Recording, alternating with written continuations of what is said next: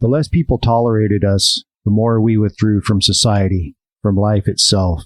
As we became subjects of King Alcohol, shivering denizens of his mad realm, the chilling vapor that is loneliness settled down. It thickened, ever becoming blacker.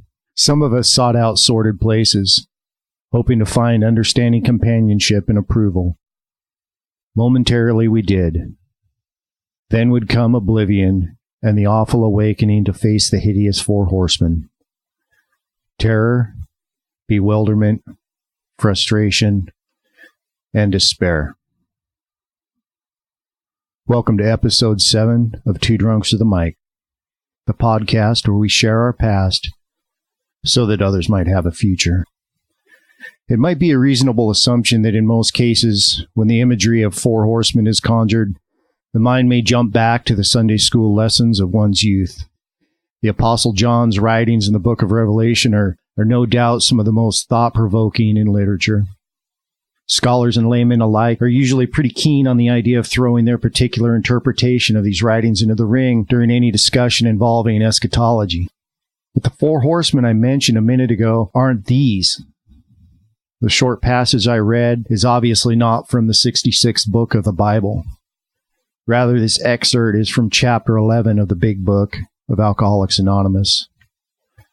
And just as the Four Horsemen of the Apocalypse strike fear into the hearts and minds of biblical scholars, the Four Horsemen, namely terror, bewilderment, frustration, and despair, strike fear into the heart and minds of the struggling alcoholic.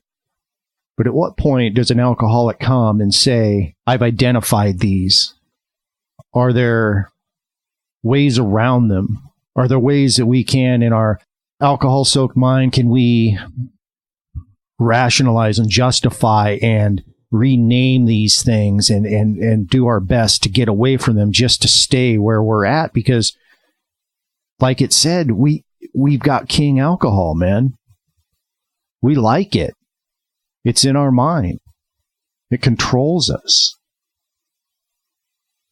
So I guess that's what I'm asking you, Randy. At what point, when you were out there, did the Four Horsemen actually come together all at once to the point where you finally understood what was going on? Was there ever a point like that for you? First off, I'd like to take a shout out to Gary Phil. I want to thank him for coming on the episode. It's brilliant, man. I got a lot out of that. I want to thank him. I could definitely feel the way Gary was, describing the hell that he was living in, and I know that's not easy to sit there and talk about it and dissect it to another human being, but it's part of our recovery and it's something we have to do. But I definitely just wanted to take a shout out to Gary and thank him for all that. Thanks, Gary.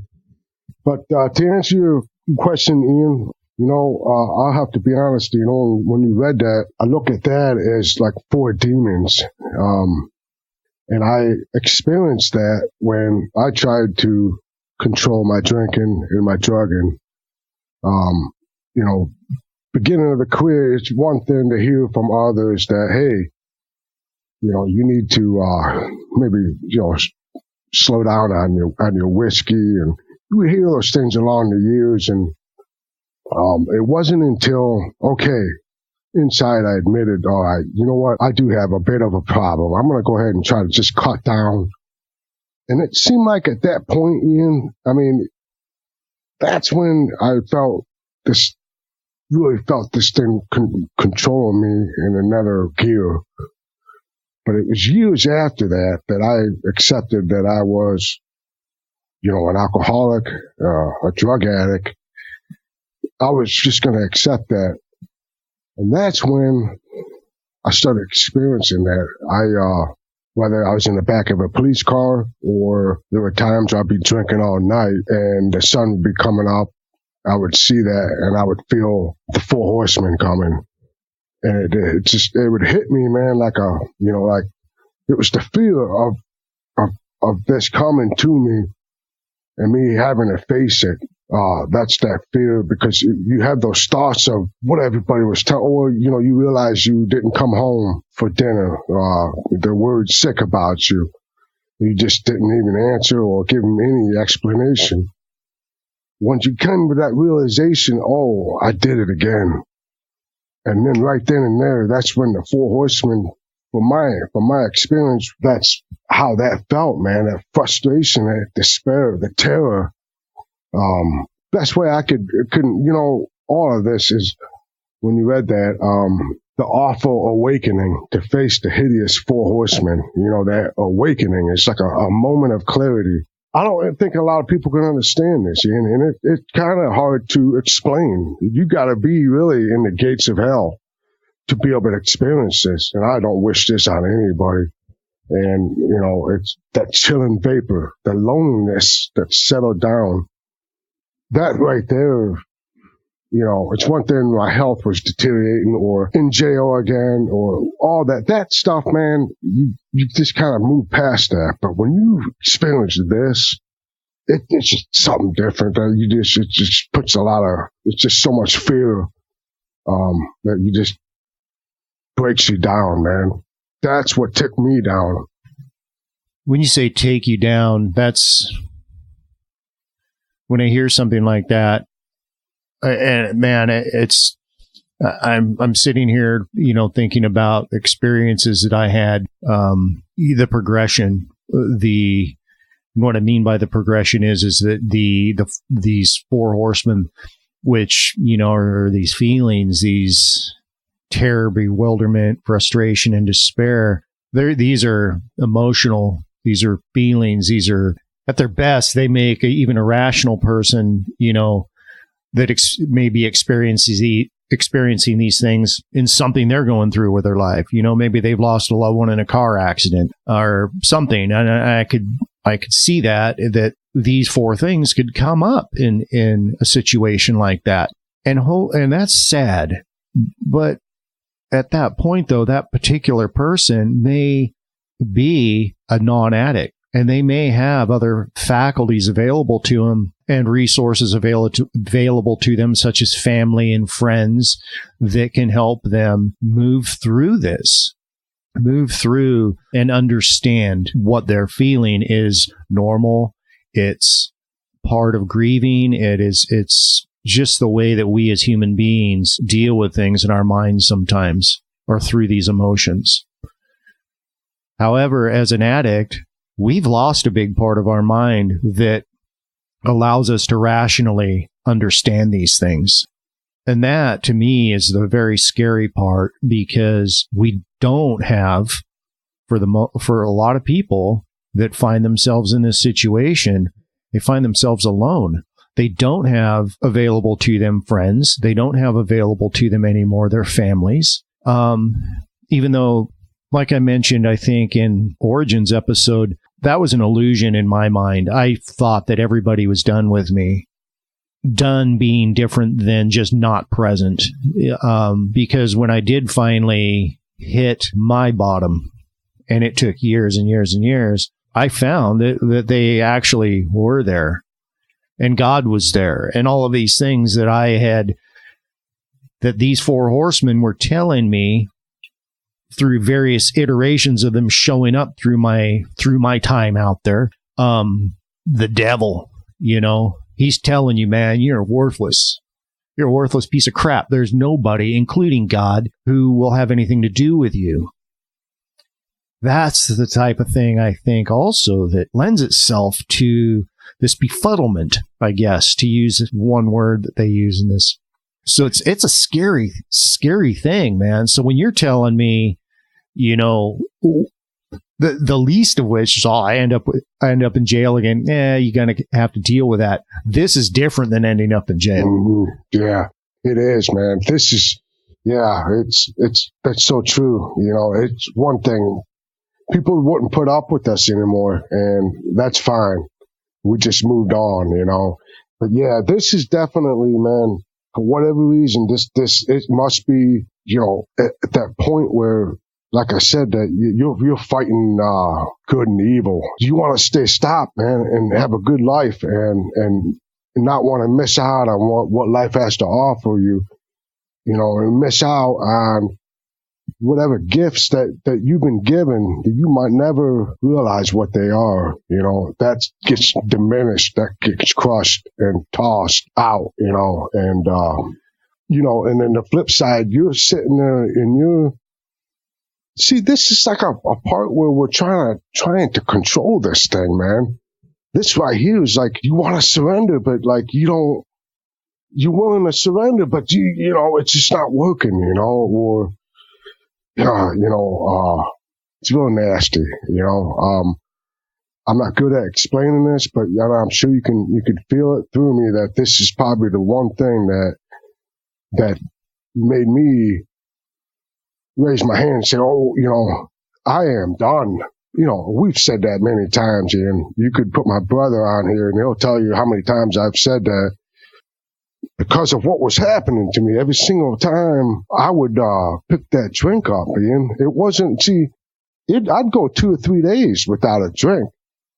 It was that once I picked that first drink, it was like, you get off of work and the guys at the shop, hey, Randy, we're going to stop by over at Hard Time and get a couple drinks on our way home. Oh, I'm thinking, yeah, good idea. I totally like insanity, and I'm supposed to be home by 6 p.m. and cuddle up by the fireplace with my fiance and all that. But once I stepped in and had a couple drinks, and you guys all know, we're off to the races. But you're right. I just want to jump in there just for a quick second. It is that insanity. It is that I think Gary and I talked about that, and you and I have talked about this before. It is that Gary and I called it the Superman complex. And he kind of chuckled, man. He kind of laughed. He's like, yeah, man. He goes, I know. And it's that, you know what? Because, and this is the distinction I think you're trying to make between this insanity throughout the life of a drinker, of a problem drinker like you and I and Gary and the hundreds of people that we know. And this can be translated probably pretty easily into any substance abuse. But it's this, we are sorry over and over and over. But all that amounts to is that we aren't sorry that we stole the cookie. What we're sorry about is that we got caught with our hand in the cookie jar. Yeah.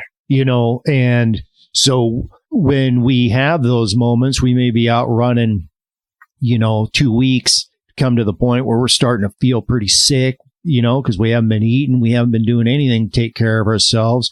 Maybe we're starting to obviously missing a bunch of work or maybe we lost a job because of this. There's 100 different things that could happen, or maybe we end up in jail. Jail, honestly, is probably the best thing that could have happened to us at any one time, because at least there, it's kind of hard to get that stuff, and it gives us an opportunity to maybe dry out. And by the way, that's one of the reasons why I never got into drugs, man, because I feared that idea of going to jail only because I knew I couldn't drink there. There's more insanity. But my, just to kind of wrap my point that I was trying to make is that is, in a nutshell, the way that the alcoholic mind works is exactly what you were just saying. Yeah, man, I feel really bad. You might muster up all the resolve you have. You might put your foot down. You say, man, I'm never going to do this. Hell, Randy, I did that for 10 months. You know that. I've talked about it before. And it was white knuckling it, man, but without changing anything else. I changed my behaviors. I changed these outward things, these peripheral things. Like I didn't drive by liquor stores. At that point, I'd never go in a bar anyway, but I'd avoid the liquor. I'd avoid any of that type of stuff, thinking foolishly enough that was enough to do it. And you and I both know that doesn't matter. So it's part of it eventually. However, there's a very big other component to this, and this is that spiritual transformation that you talk about quite a bit, or coming to a wholehearted agreement with this realization that you have no control over this substance. Yeah, that's That's so true, Ian. I believe if anybody out there has experienced this type of hell, that you do need a spiritual experience to move on into life. You get to this point in your addiction and you're experiencing the Four Horsemen, you've done crossed the line, in my opinion. You're getting closer and closer to the end, I believe. And that's how I felt. Something was telling me that there's not much time. I have to do something here. You know, I wanted to live. I wanted to experience what life had to offer. And I say that a lot because I heard that in my first year of sobriety. A lot of people in Cleveland AA would speak about that. But this is a point of surrendering, man. So, like I said, if you have gone through this, man, you can't just experience this and then take a pill and then go on with your life. It's just, I don't think it's going to happen. If it does, I'd love to hear it. But Ian, you and I have been through hell and came back. And so spiritual life is a must, man. And that's whether, what have you, however you are going to achieve that, it has to be a renewing of the mind on a daily basis, man. This is nothing to toy with, man. This is not a joke here. This is life and death at this point, man. So if your insanity is kicking in the high gear telling you it's not, you better watch it, man, because it is going to take you down in a heartbeat. Well, it's that surrender. It's that surrender that I'm hearing, you talk about. And that's that surrender, that point where Gary eventually got to. I don't know if you remember him saying, he was a dishonest type of person. He was not a spiritual type of person. He didn't like the idea of even thinking about a God or a spiritual aspect of him, of his life. And thank God that he had a sponsor that was able to kind of give him object lessons, I guess, that kind of helped build these things. Mm-hmm. So he had to surrender. I had to surrender. You had to surrender. Anybody out there with any amount of sobriety, whether it's a day, 2 days, 3 days, 4 days, 5 days, or months, years, whatever, they had to surrender at some point. But it's that moving past that surrender, I think, is where I kind of was always aiming for. And what I mean by that is I didn't want to, like I said in the other episode, I never feared my addiction. I was never taught to fear addiction, but I was taught to have a healthy dose of respect for the alcohol, the substance, because it beat my ass, and there were years, Randy, almost 29 years, 29 of them, where I would swear to you that I was in control of alcohol. And when you talk about this terror, this bewilderment, frustration, and despair, I came across this twice in my journey. One was in 2006 when I detoxed, by myself in that apartment. And I spent 2 days laying there. I was the most scared that I had ever been in my life. Dude, and I've been through war, man. That, to me, was the most terrifying experience that I ever had. So much so that, man, it gave me enough resolve to, I swore to God, I'm never going to do this again. And it fueled my resolve for a while. But I never did any other type of work. I never worked on the underlying cause, the other underlying issue that was driving me.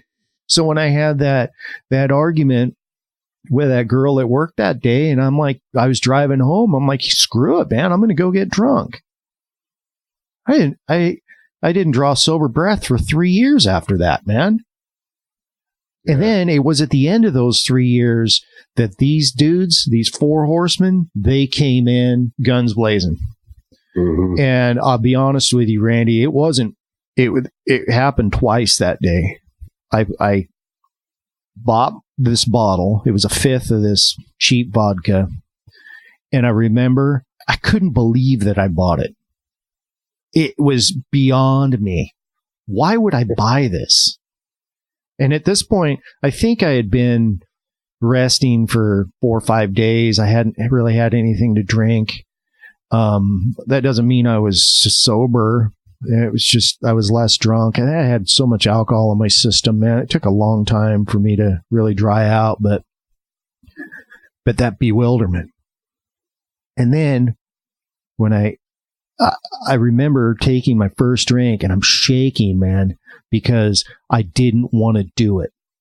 I didn't want to do it because I knew that once I started, I couldn't stop because of this detox scare. It's so scary, man. And at that point, I'd already done it like 3 times, man. Yeah. And I knew. But I took that, as soon as I took that first drink, though, man, it was on. Everything was right in the world, man. I was good to go. I passed out, looked down, and, normally I was most afraid that when I looked down and only saw, a half inch in the bottom of that bottle, I usually thought, oh crap, man, now I need to go get some more. This time it was different though, man. It was like, oh man, I can't believe. I was horrified, man, that I just drank. How about that feel when that bottle got like about a quarter way, like when it's starting to get a couple inches from the bottom, man. Like, did you experience that? Like you just described it. Oh yeah, man. I remember. I mean, I hate to get into a drunkalog here, but I think everybody can relate. But it tends to go into this type of conversation, and we're not going to glamorize it in any way. But no, because it's that insanity, man. It's that insanity. Yeah. Yeah. Mm-hmm. No, you don't. It's like they say it out there. I heard it when I was back up in Cleveland. Like, I think it started out in California. They say it out that way. That it's like you're dancing with a 100-pound gorilla, man. You don't say when you're done. No, you know what I mean. So you can try. You can try, and then what he's gonna friggin' wrap you up in a little ball. Exactly. Yeah. You talked about your last round, Ian, that something was feeling a little bit different. And it was just that guilt and remorse or what have you. Those were those feelings is really what got me closer to surrender. And I started experiencing that, man. It's one thing, wake up, another hangover.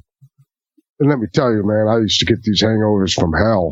I never understood why somebody else wouldn't, like my brother would never get, hangovers, but yeah, me either. No, yeah, I don't know what it is, man, but you could touch my hair, dude, and it would hurt. And the only thing would, like you were just saying, is a drink would start clear that out. But I knew if I started doing that, it would start the whole cycle. But yeah, there were a few times, Ian, my drinking, quite a few times would I'd wound up in the ghetto, and I was living in a place in Cleveland at the time, and wound up somewhere. And the next day, after a couple of days of binging, I finally walked out of my apartment, and I noticed that the antenna was broke off on my car and a couple other cars. I don't know if you remember this back in when you could use those for crack pipes, man. But I ended up doing that. I realized, oh shit, that was me. And that feeling, man, yeah, that feeling, Ian, like that, oh, you are just something, like I couldn't believe that I was doing these things, man. But that's those type of guilt and remorse, that's what was starting to eat me away, man. There over time, I was starting to not care about it anymore. And that's when you're in danger zone, man. But yeah, it got pretty crappy, we sit here and we talk about these feelings, these four horsemen, as it relates to an active drinker, an active addict, which we were at that time. Do you think that they can also manifest themselves as somebody is becoming sober? Do you think that a lot of these these feelings. Like I just mentioned a minute ago, any person is capable of going through an experience that could manifest these things: the terror, bewilderment, frustration, and despair. Like I said, maybe losing a loved one in a car accident, maybe losing a loved one to an addiction. It doesn't matter. We can conjure up any kind of human tragedy, and then these could be part of that process for the person. Did you ever experience these after you stopped? Like, did life just become so unbearable for you at times because you hadn't yet learned to deal with these things? You hadn't yet learned that you had something else to offer, getting over maybe some of this self-loathing that you had built up over years of addiction, or maybe even before your addiction. I don't know. Did you experience anything quite this traumatic once you started down the road of recovery? No. When I got sober, Ian, I've been through some hard times, but not like that, man. When I decided to go get sober and do whatever it took, and be willing to do whatever it takes to stay sober today. No, I did not have to face the Four Horsemen, and today, by the grace of God, they are not coming my way. And, but I will tell you, I had a hard time, with a lot of other things, emotionally, understanding why I would feel the way I'd feel. And, that was a big process because, it's a lot of us started at a young age, and you don't fully mature, mentally. And, that's what I came across. But my first, year of sobriety, was very special. I was very excited because for once in my life, I was actually doing the right thing. There's a new freedom in that, man. There's a peace. You know what I mean? I do. I'll have to be, there's no confusion there, Ian. I did not have to face the Four Horsemen. I haven't ever since.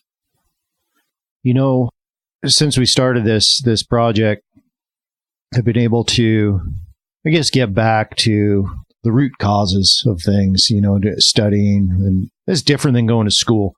When I was, like Gary and I were talking about, taking co-occurring disorders classes or mental health classes, addiction classes, things like that. In an academic environment, it's very different. It's very cold and clinical, and you don't really get into the nuts and bolts of street level sorts of addiction. But what I've been able to see out there and talking to people, dude, I've talked to some amazing people, man. And what's heartbreaking for me, man, is when you get into with some of these newcomers and you really can empathize with them struggling with having to face reality without their long time way of dealing with things, which is either drinking or things like that. And it got me thinking about my early recovery and curious about like your early recovery. And we heard about like Gary's early recovery. Of course, Gary and I, once we finally came around to it, we were in a pretty safe place. I mean, they didn't lock the doors or anything, so we could have left at any time, but there was something keeping us there. And I think both of us would agree that, it was God that was keeping us there. It was something greater than us, keeping us willing to stay there. But man, I hear so many people, man, right at the beginning, 2 days, 3 days, 5 days, just struggling.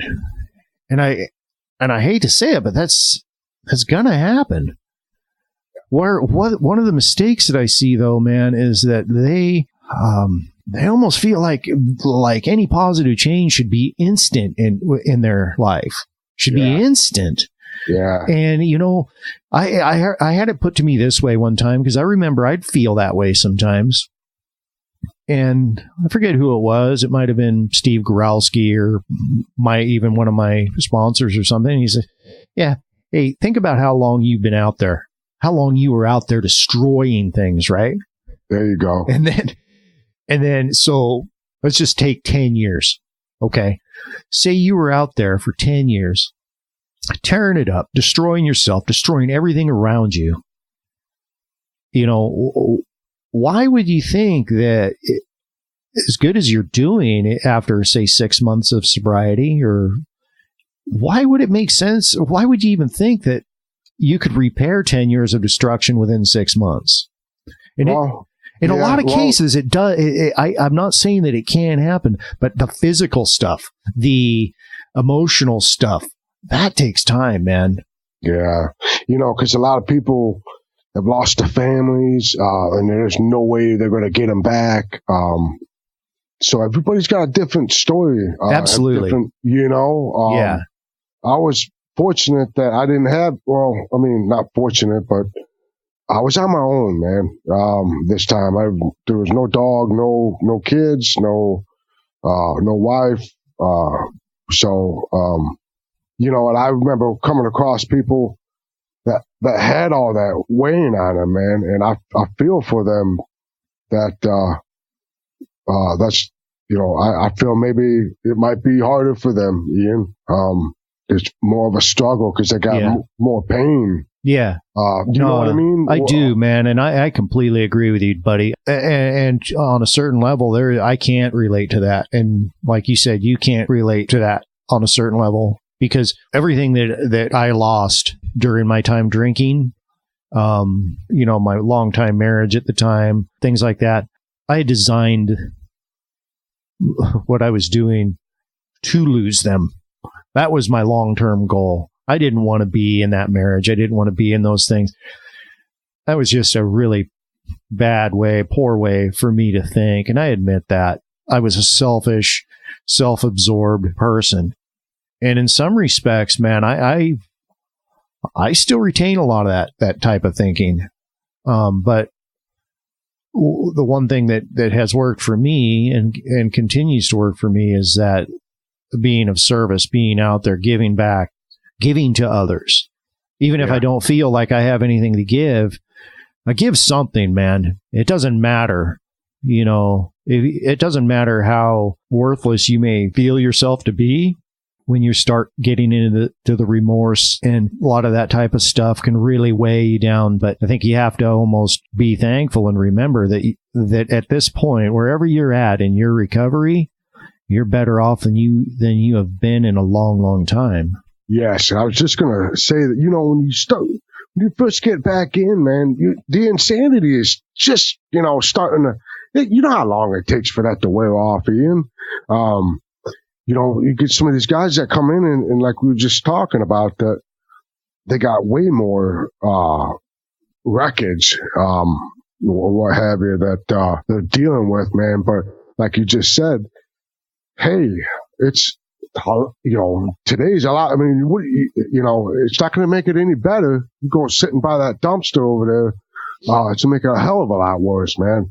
So it's like, you know, you come in, we start getting expectations, and that's what we're here for, Ian, to let you know that it gets better, man. No matter what, this is where you need to be, and we need to do whatever it takes. Here, slowly but surely, it gets better and better. That insanity, it didn't wear off for me, Ian, until I realized about 8 or 9 months, man. That I was sitting in a meeting and they were talking about we will recoil from it as if it's a hot flame, where they're talking about the obsession has been lifted. Now, you need to get to that point, man. That's been my experience, man. Yeah. If you got to white knuckle it, and there are times, Ian, you get down on your knees, man, and it doesn't, you know, sometimes it's just not picking up. Okay, for just today, you know, and that's the struggle, man. People think it's going to be, hey, I decided to get sober and look at me.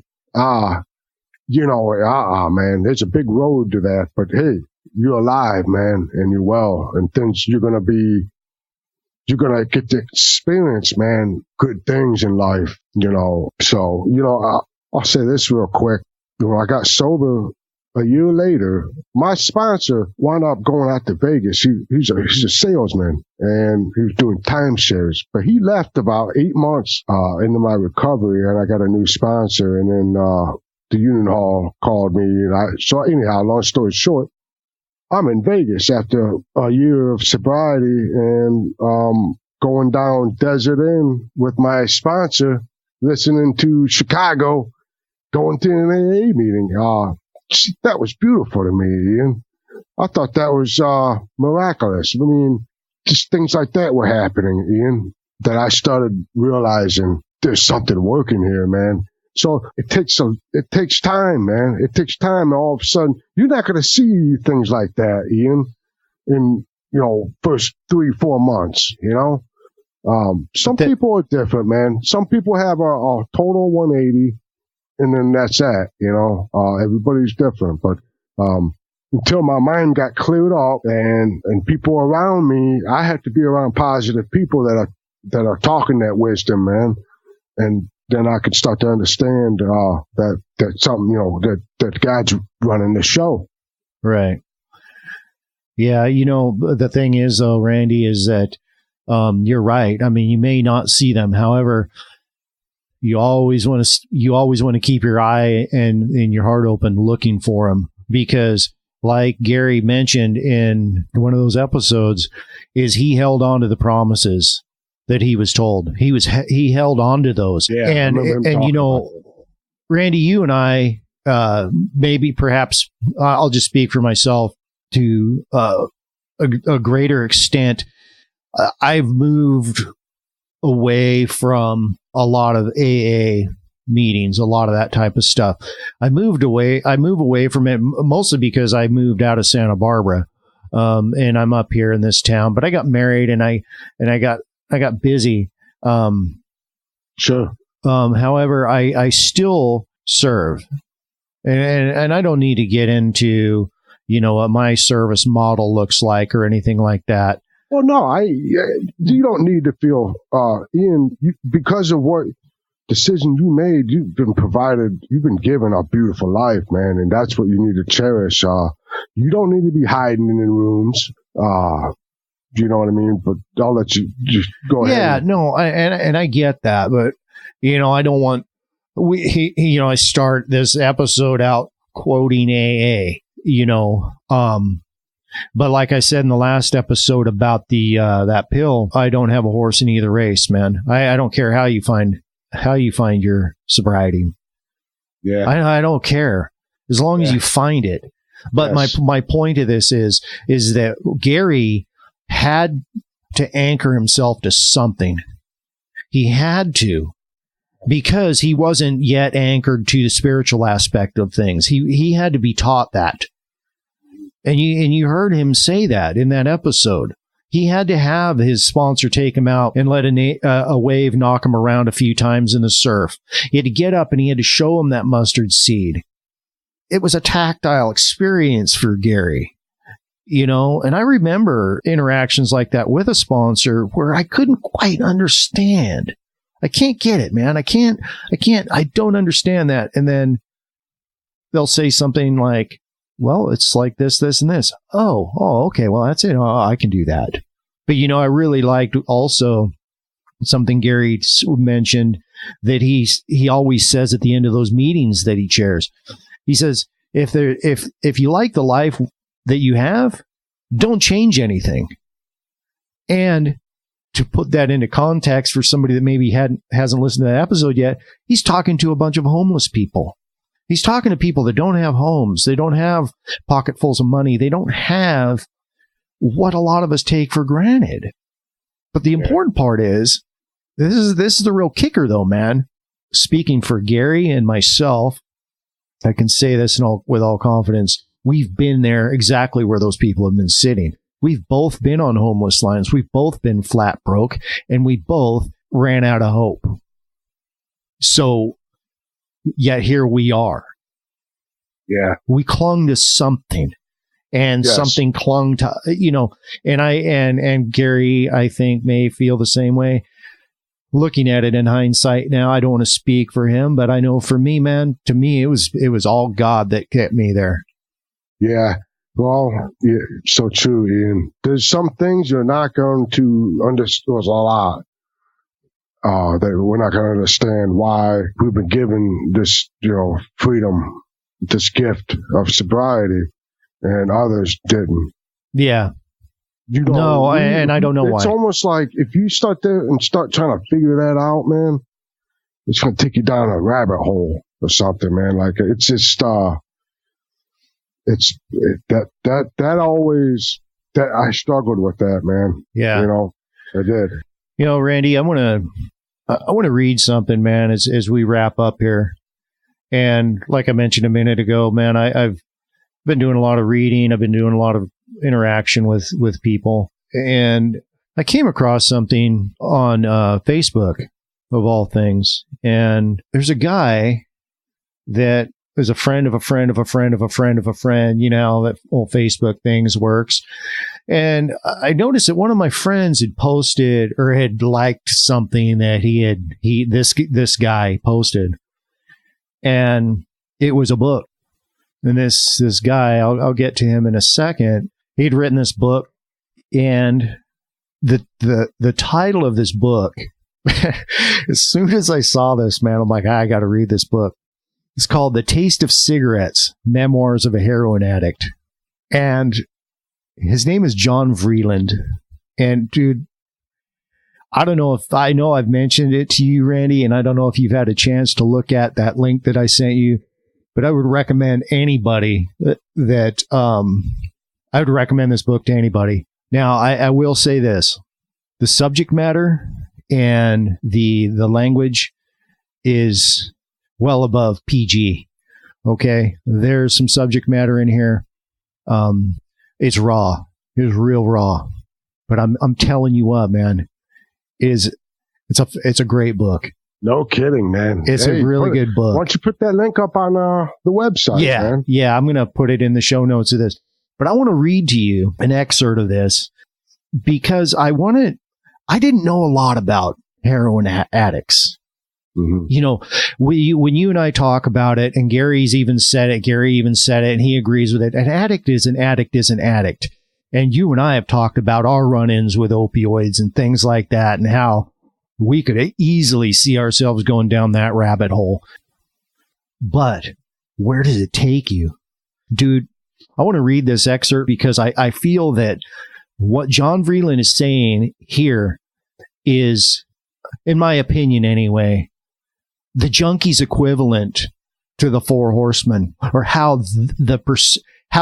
it perhaps is best described from their perspective. And he writes this: a world where death is the ultimate romance, where we lurk inches away from an early demise.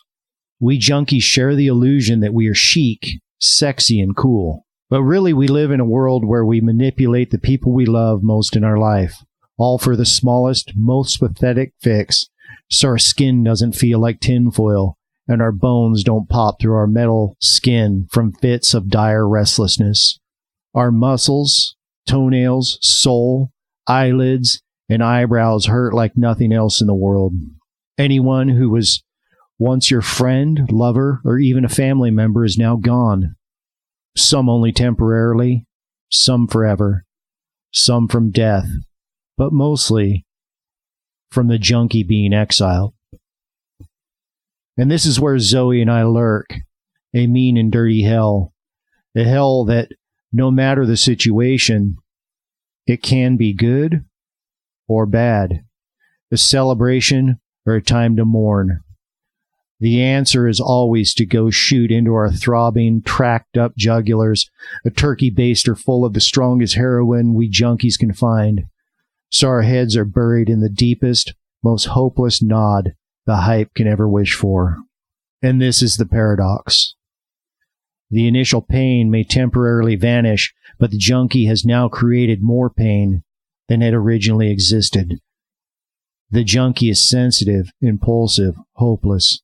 The junkie will walk away from the hospital, name bracelet and gauze soaked in red from a recently popped abscess, or a best friend's funeral to look for their next fix, if they haven't fixed already in the bathroom of the church where the funeral was held, while the mother and father cry and wonder what they did to raise a now dead junkie. Yeah, that's, whew. That's crazy, huh? Yeah. You think about it, though, man, I can relate. How about that romance? The romance in the beginning, huh? Yeah. But when I read that, all of this terror, bewilderment, frustration, and despair, and maybe it was because I had context for this, and I've read the rest of the book.